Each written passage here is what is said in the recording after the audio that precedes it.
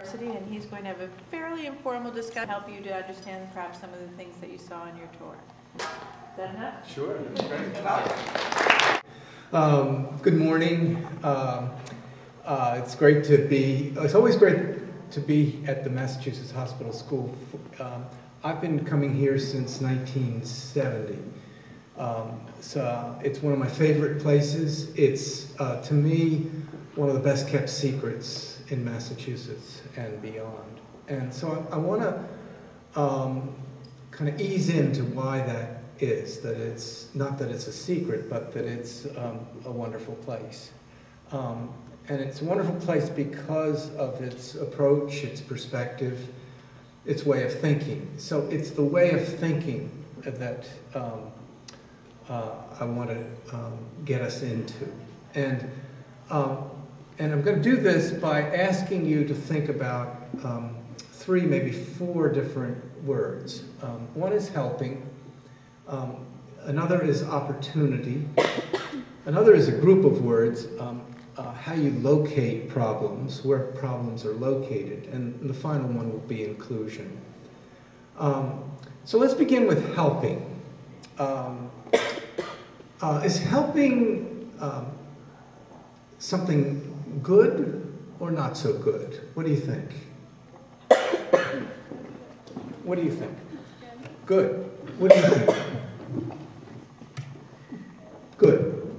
But most people say helping is good, okay? That it's good to be a helper. You may have been here, come here and out of interest in helping. So what I'd like you to do now is to try to think of a time, and I bet it won't take too long, when you didn't want to be helped. That being in the role of being helped wasn't at all what you wanted. Don't think about a long time ago. Think about yesterday, or maybe this morning, or last week, and see if we can come up with an example, or examples. Can you come up with examples of when you didn't like it when somebody tried to help you? A parent, a teacher, a friend, whatever. You're driving. What? You're driving and your mom tries to help you. You're driving and your mom is giving you directions. Yeah, that drives me nuts. We're coming up on the right turn. Turn. Right. And how does that make you feel when that happens? But frustrating. So the message may be that you can't do it on your own, right? That you don't really know where you're going, right? Anybody else? I know you all have tons of examples. That's a good one. That's a common one. No? You can't? Okay.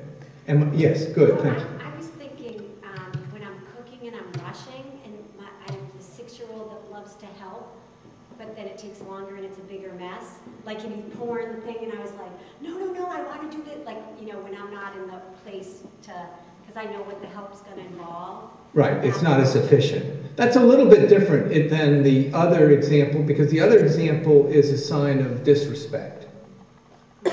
This one is you want to get a job done, and in an efficient way, and there's a lot going on. Other examples, though, where you kind of almost resent being helped. Yes? Where you ask a teacher one question and they give you a totally different thing from explaining it, answering a different question that you never asked. And so they're trying to help you out on something that you don't want help on? Is that it? Yeah. It's just irrelevant. But it's not the kind of frustrating situation, I think, with the driving, where it's saying, you aren't able, or you can't do this without my help, right? Are there any examples like the first example? Yeah. When my mom tries to help me get ready for school in the morning. Yeah, she tries to, yes, right. Which sounds funny when you say it, because how old are you? 17 or what? 18 or yeah? But it sounds like getting ready, like it's 4 or whatever. It's like being a parent. I mean, you can identify. You want to be needed too. So Okay, we could go on, and I bet every one of you, given some time, could come up with 100 examples. My point is that the role of helper is usually characterized as positive. But when you think of it, the role of being helped is not always positive. As a matter of fact, the role of being the one who's being helped can be demeaning. And the Massachusetts Hospital School understands this. So you come to a program where helping means something very specific, and it means where help is really needed. Where help is not needed, though, I think the people here are very sensitive to the fact that the kids here, the teenagers here, don't want that kind of help. And they know how not to give help. It's a funny thing to say. There's a professional expertise in being able to make a judgment of when not to help. And that's often more difficult to make than jumping right in and helping. A recent example, Kathleen, with is that wonderful example of a student here who wasn't speaking, but she could communicate with her eyes, and a teacher wanted to know whether a new button on her wheelchair was working or not. And a non-professional would have either gone to some other person on the staff and says, "Is that new button working?" But what he did, he stayed with her and learned that she could communicate with her eyes, and he asked the right questions. Up was yes, down was no, and he saw to it that she helped him understand that that new button was working. And there are these little teeny things that we take for granted. He needed to know whether that button was working in order to help. Okay, but he asked for her help to communicate whether that button was working. And that makes all the difference psychologically. It's a courtesy, it's respect, it's all the good things that we want for ourselves as well. So that's the first word, helping. The other word I find incredibly powerful that I don't find people using enough to understand situations in which somebody has a disability is the word opportunity. Now, an opportunity is something positive. It's something, I don't say, we don't. If you say to you have the opportunity to have your appendix out, or something like that. You don't. It sounds funny. An opportunity is something you really want. So think about this weekend. This is a long weekend, Friday night. What do you want to happen? I would imagine that a good many in this room, myself included, want to be with friends. Okay? You want to hang out. Maybe tomorrow there's an athletic event. Maybe you are part of that athletic event. But let's stick with the example, you want to get together with friends tonight. So the question is, do you have an opportunity? And what constitutes having an opportunity? Can you give me, let's say do you want to get together with friends tonight? Let's say you do. Do you have that opportunity? In what sense do you have that opportunity? Can you give me something do you have the opportunity to get together with friends tonight? Yeah. Okay. Can you name one thing that makes you say yes? You don't know. It's not something we think about. We take it for granted. Yeah. Being available, like not having work or something. Okay, you don't have work or obligations. Okay. What else?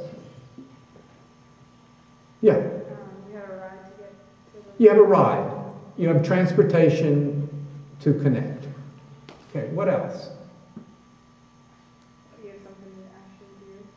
You have something to do. There's a party to go to, there's a whatever. But before that, yes? You have friends. You have friends.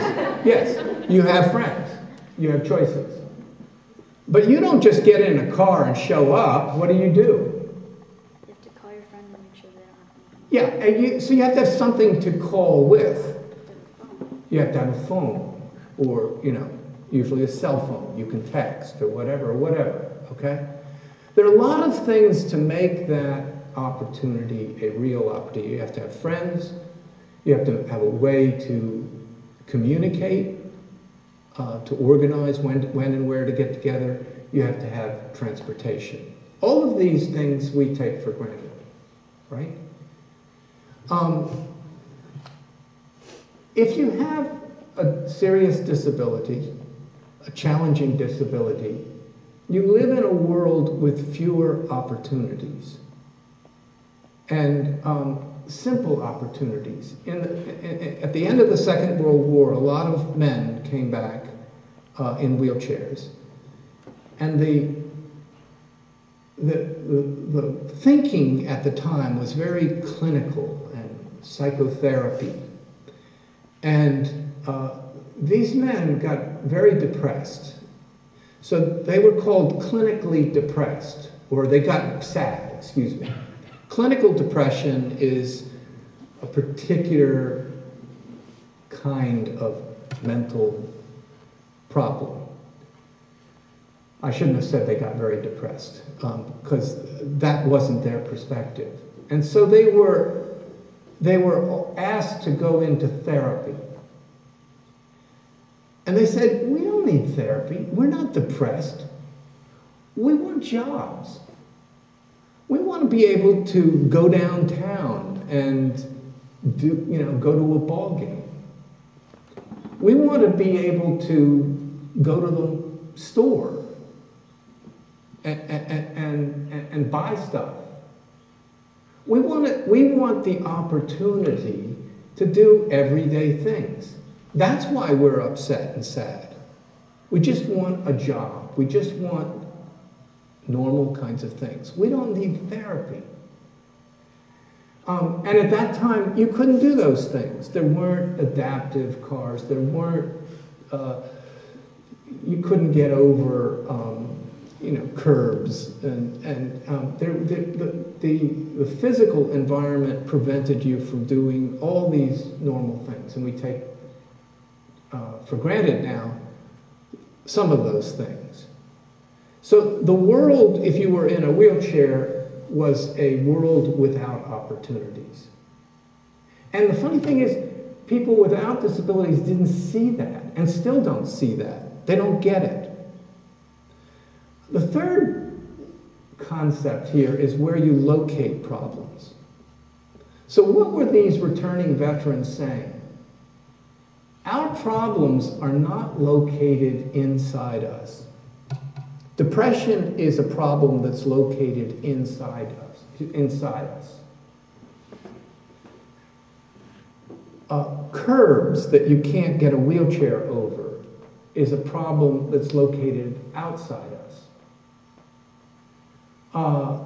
The fact that there were no elevators that go down to the T is a problem located outside of us. So the problems of those with disabilities were a host of problems located outside them, even as the world was locating their problems in their legs that didn't work, or in their depression, you see. I once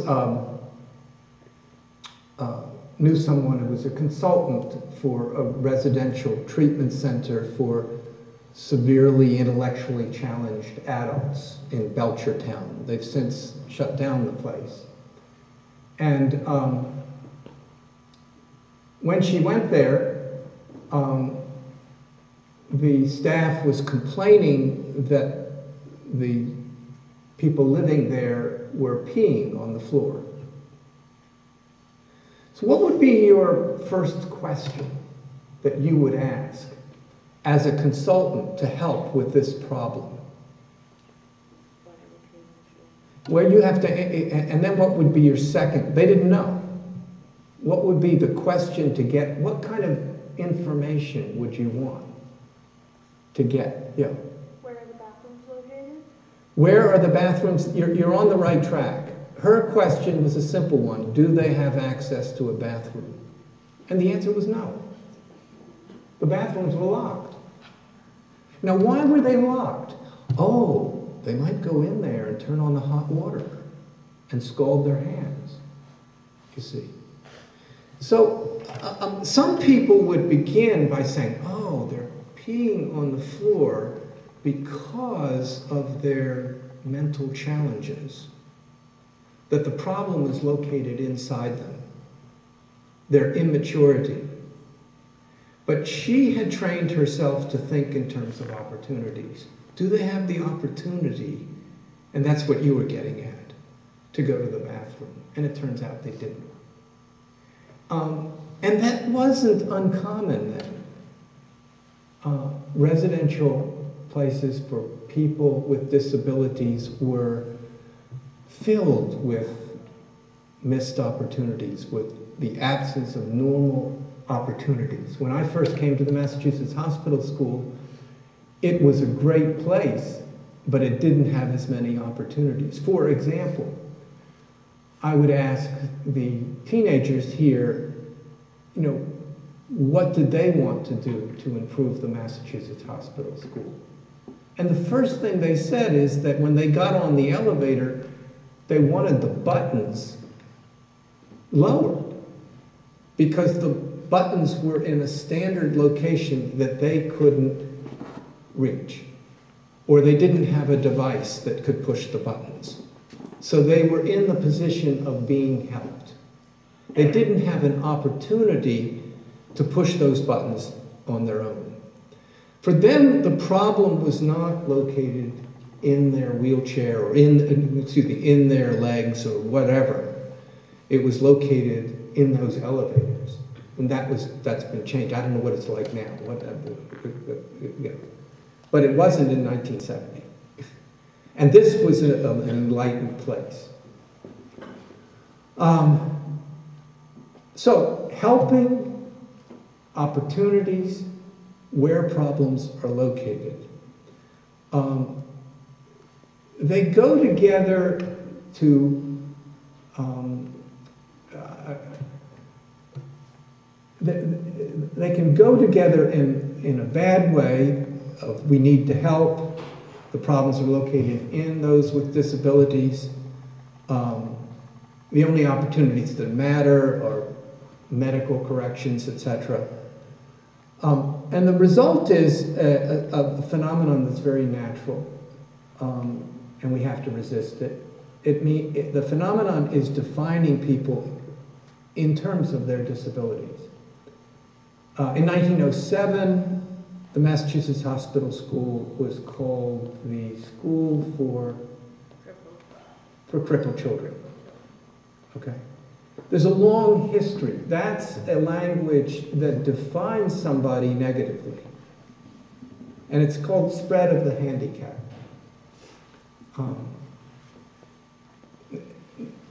And it's a very natural tendency that we need to resist. And what we need to cultivate is what you find at the Massachusetts Hospital School are kids and teenagers, first and foremost. And we don't need a different theory of human development. We need the same theory of human development that includes opportunities, that includes giving people a sense of self-respect and autonomy, that includes locating problems in the environment, fixing those so that kids and teenagers can thrive and grow and mature. Now, the last thing I want to say is about this concept of inclusion. In the 1960s and 1970s, because institutions were often places that were unhealthy for anybody because they did things like lock bathrooms, so really things that were making things worse, not better. There was a move towards deinstitutionalizing anybody with disabilities. And the movement was towards inclusion. And so maybe people have talked to you about this. But one of the striking things is that to see teenagers here will say very clearly that they want to be here. They don't want to be in their public high school in their town. They don't want to be in the so-called enlightened inclusion program. Why? Because it's not really inclusion.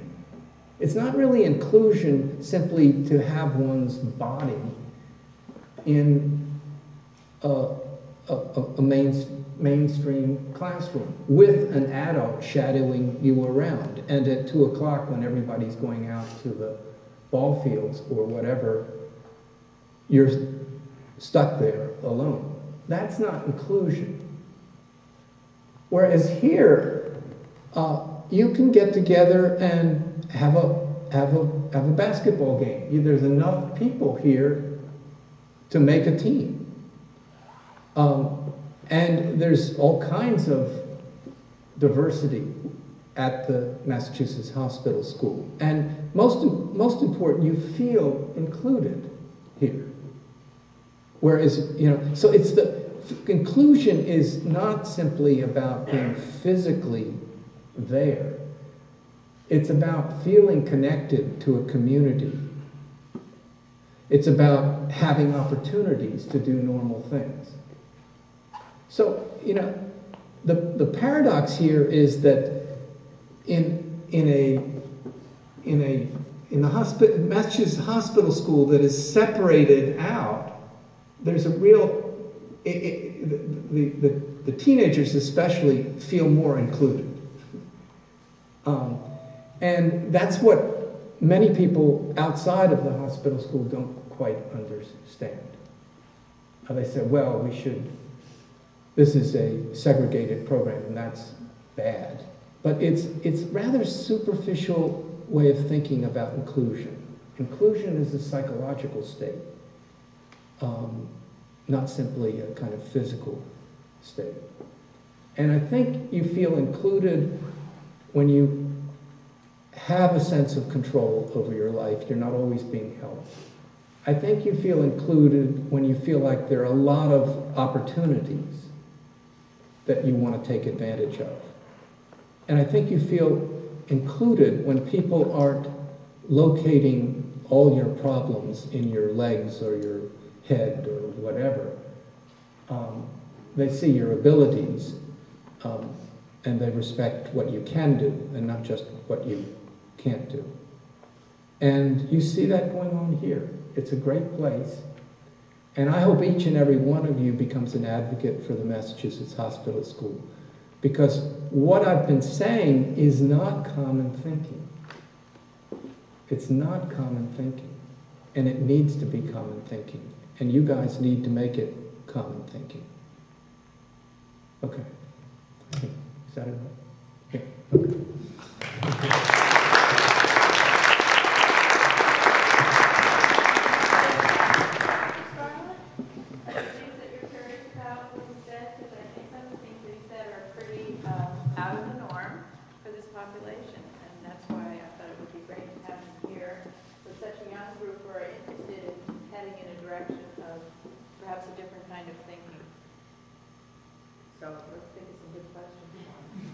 How did you get to have this idea? What brought you to this thought about inclusion and about opportunity? Well, I was a new doctoral student at Clark University, which has a fine reputation in developmental psychology. I'm a kids person, I say. When I was 13, I knew I wanted to work with kids. And Clark was a major place you could study kids, etc. But I went there and I met an amazing person, Tamara Dembo, who was at that time was the dean of rehabilitation psychology. She grew up in Tsarist Russia and moved to Germany and studied with great psychologists in the Gestalt psychology. She was in her 80s and a beloved, great woman. And she came from a European background, and at that time, the behaviorist schools and the psychoanalytic schools and the cognitive schools in the United States, nobody was thinking in terms of environmental kind of psychology. She worked with a great psychologist named Kurt Levine. These names mean nothing to you, but these were pioneers, and they were Europeans. They weren't Americans. So I had the good fortune of becoming her student.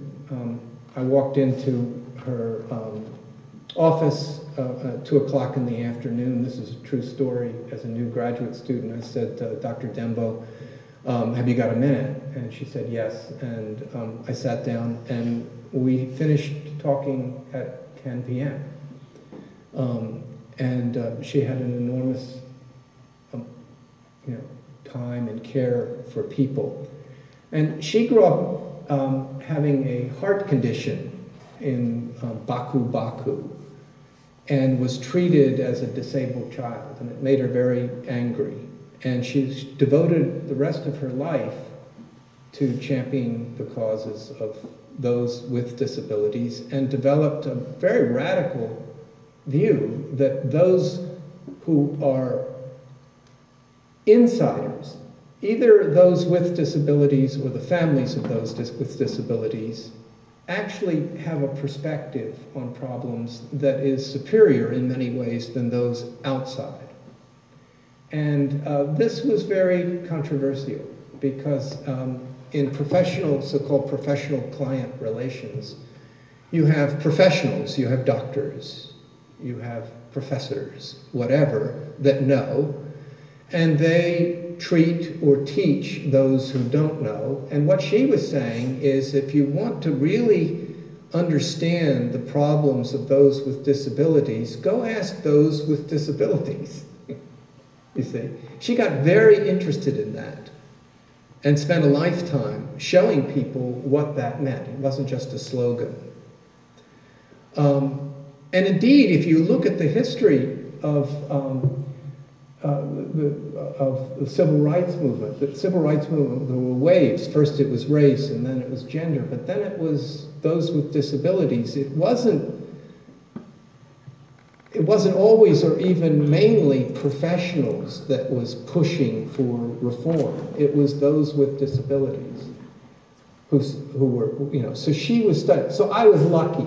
It was coincidental that I was a student mentored by, and I have her picture on my desk to this day, along with my kids and wife and dog. Yeah. What kind of degree do you need to work in this type of thing? There's a variety of degrees. PT, OT, MAT.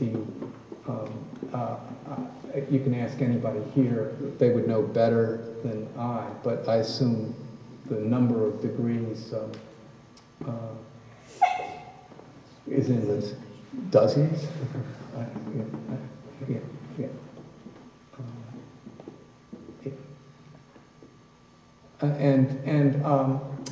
I'm glad you asked that question. I mean, I spend most of my time nowadays in my office with students, advising them about their future. It's a privilege. And these are undergraduates and graduate students, okay? They aren't, so they're older, right? And as freshmen and sophomores, I said, your job is to experiment. So I'll put in a pitch. And my pitch is that you don't have to decide what degree, what license, you don't have to get onto an escalator. And then, what you have to do is to find little experiments to test out your interests and let your interests and passions organize how you proceed. I'm a hiker. I don't like maps. I like bushwhacking. So hike alone and with my puppy because nobody will. That's not true. Some people will go with me, but they know they can't bring technology with them, and if we get lost, fine. But I kind of think that's where you should be. So if you're interested in working with kids with speech problems, then you put yourself into a position to work with kids with speech problems, but you don't say to your parents or your parents' friends, I'm going to be a speech and language, pathologist. I'm going for that license. You don't have to. You may feel pressured to do that, but you don't have to. You're setting up an experiment. You get into that, you test it, you come out, you have a results section. Your result says, I really did like it. I liked it even better than I thought I would. So you set up another experiment. Or I didn't like it so much. What I discovered was I like the kind of work that the OT person was doing. Or I liked whatever. And then you set up another experiment. And you just keep, I think one of the great things about living in America is you have until you're 30 maybe longer, but you have until you're 30. And you're really looking for the community you want to work with, you want to work in. I actually don't think of myself as my degree is in psychology, but I don't think of myself as a professor. So identity is something internal, and it has to do with what community you end up with, and a lot of it's coincidental. I'll give you one story about coincidental. At one point when I was finishing up my doctoral degree, I wanted to be the director of the daycare center here that had half children with disabilities and half without disabilities. That's what I wanted. I wanted that job, and I was a candidate for it. There was somebody that had a lot of trouble, political trouble with it, and I knew it was kind of iffy that whether I would get the job or not, and I didn't. And the next day, I get a call from a wonderful research group at Harvard asking me to join them.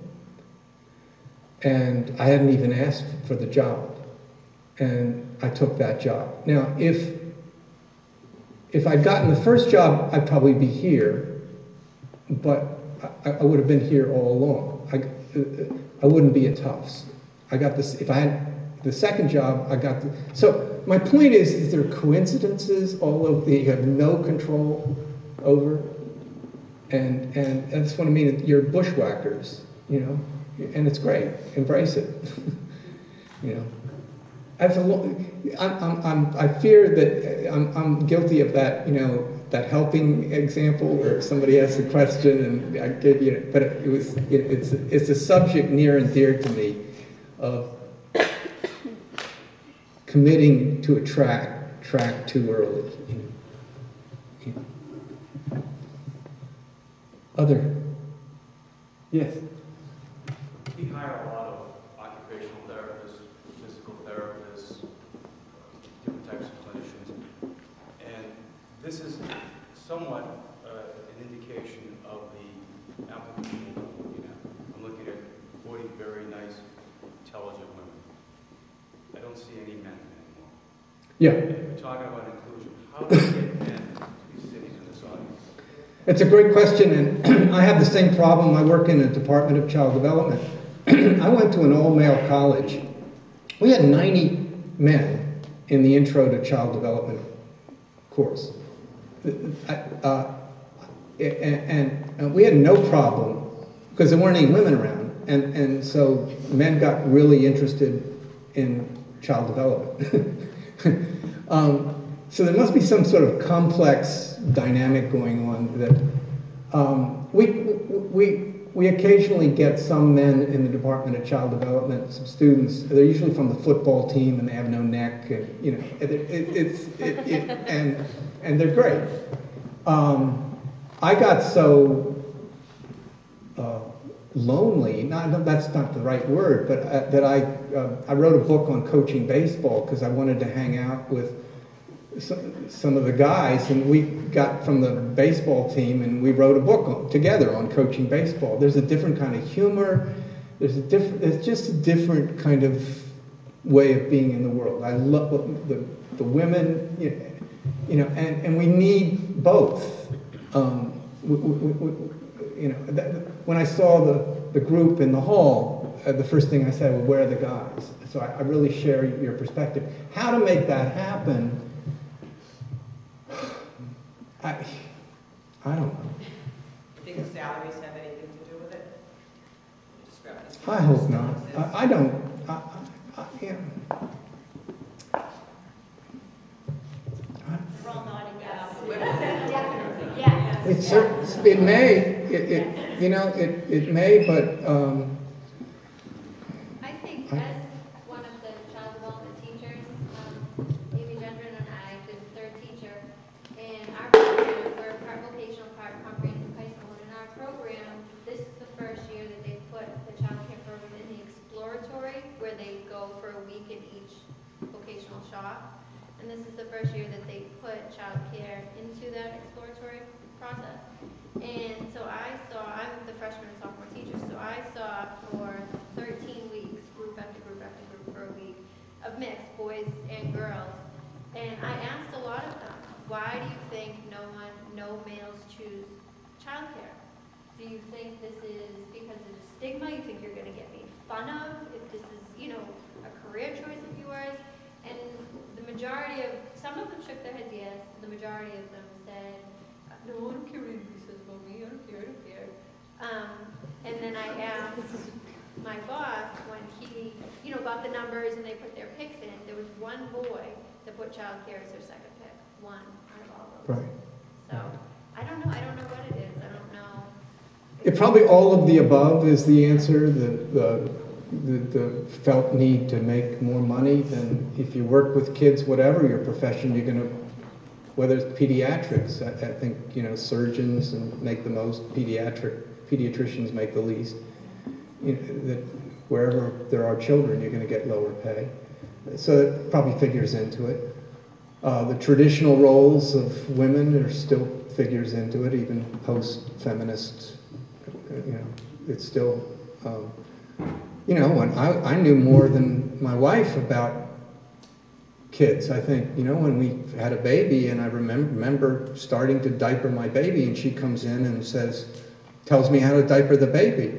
So she suddenly, bam, she's in charge. And I'm not bad-mouthing her. I'm saying there was something clicked off that, and that as a woman, I have children are my territory, and I suspect that operates there too. That you guys may be intimidating. I don't know.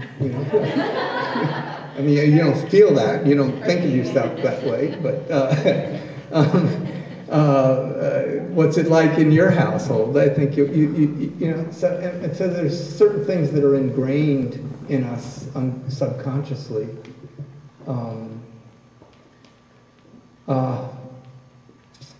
But a lot of the kids here need, the Tufts Daycare Center has two incredibly wonderful male teachers. Both are athletes, weigh over 250 pounds, work with 3- and 4-year-olds, and they're friends of mine. And it's great. I mean, it's hilarious to watch them. These guys are tough. They've been in the trenches in football games, and they're working with 3-year-olds, and it's tender. It's just those 3-year-olds. They're probably going to be religious for the rest of their lives. They're going to have some sort of I met God because He's huge, and nobody could. Whatever. It's a very profound experience for them, I'm sure. But I share your question. I don't have an answer. Well, no further questions? Well, thank you very much. Okay, Scarlett. good.